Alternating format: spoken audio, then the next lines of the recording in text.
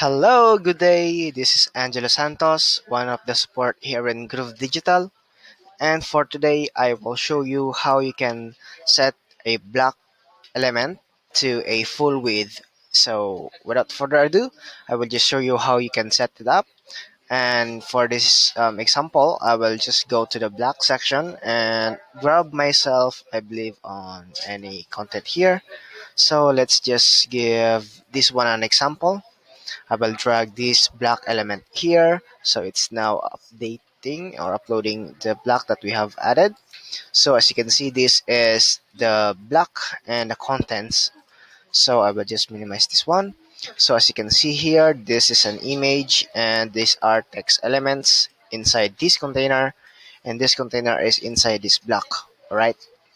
So now what you can do in order for this, if you want this specific page to be on a full view, what you can do is go on the black section. So this is set on the black section, the black element.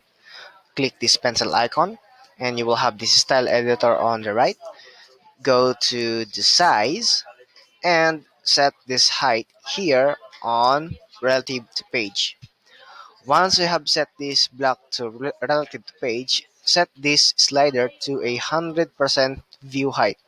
So this will set the whole section, this whole element, to a full width. So you can see now it is full width.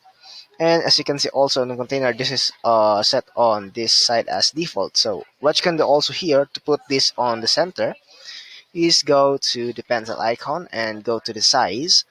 Set the height to relative to parent and set this to 100%. So now it is leveling up to this block section. And once you have done that, you can also click on the pencil icon, go to the layout, and as you can see, this is already on the vertical, and we should just click this on the primary to center. So you can see that this element is now centered.